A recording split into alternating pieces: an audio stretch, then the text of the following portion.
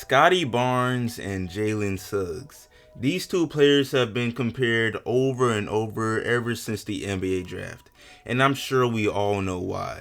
It was the first surprise of draft night, before Sharif Cooper surprisingly fell to the 48th pick, and before the Thunder chose Josh Giddey over Kuminga. Masai Ujiri and the Toronto Raptors chose Scottie Barnes at 4th instead of Jalen Suggs. They let him fall to the Orlando Magic, and as a result, these two will definitely continue to constantly be compared for at least their entire rookie seasons. And you know, the reason why is pretty simple. Both fan bases want their draft pick to prove their team made the right choice. It's the same reason Luka and Trey continue to be compared a whole 3 years after the 2018 NBA draft. It's not even relevant. I'm pretty sure Mark Cuban and Travis Schlenk have zero regrets about their choices.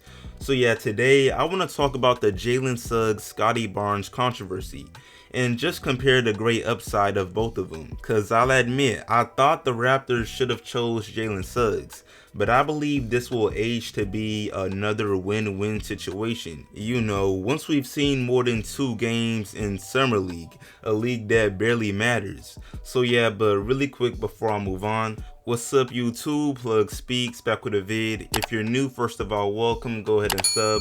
Also like the vid if you enjoy. I upload 3 to 4 times a week, and we're grinding for this 5K, so I'd most definitely appreciate it. But back to the vid though. So before I even begin this comparison, I want to acknowledge that these two players shouldn't even really be compared.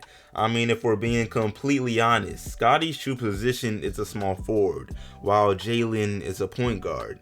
That's as if we're comparing Draymond to Derrick Rose. Truthfully, it doesn't even make sense. But I mean, you could argue that today's game is positionless, and I can't think of another way to approach this. So yeah, we're gonna compare stuff like their scoring, playmaking, defense, rebounding, and then intangibles. Now, starting with scoring. I'm sure we can all agree that Jalen is the better and more versatile scorer. He can hit threes, score in the mid-range, and also thrives in the painted area, all while creating his own shot.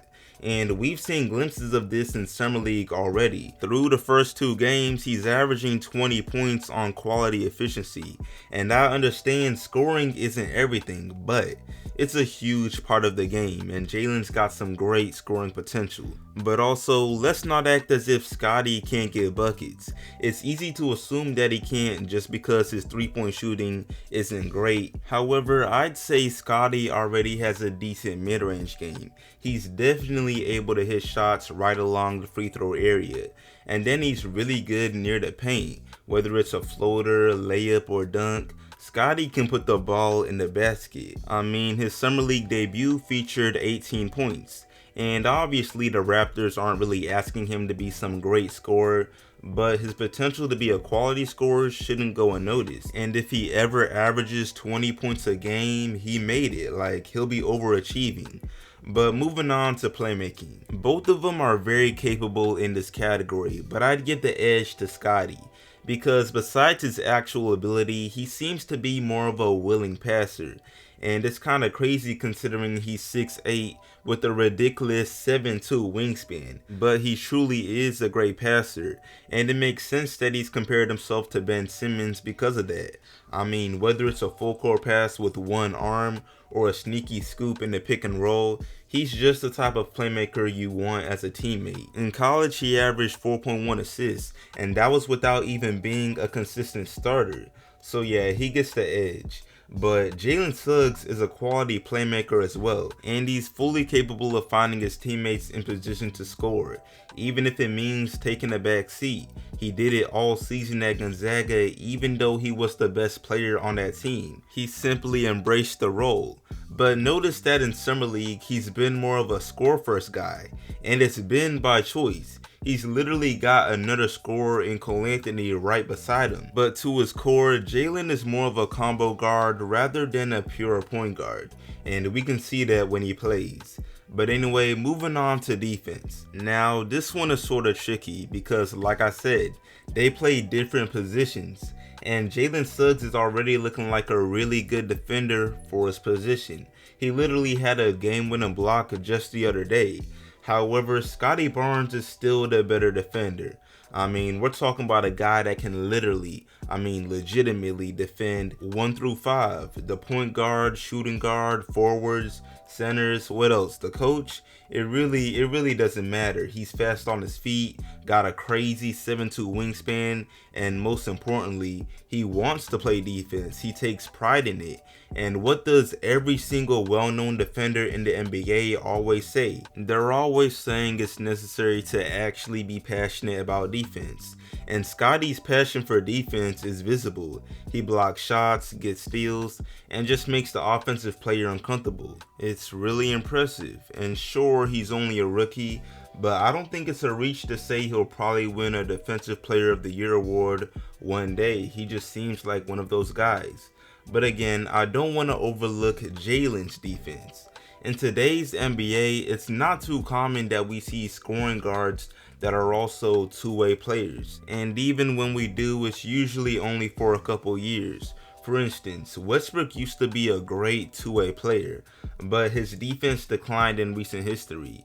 And I can see Jalen having a few seasons with great defense, but not with as much longevity as Scottie Barnes, so yeah. But anyway, moving on to rebounding.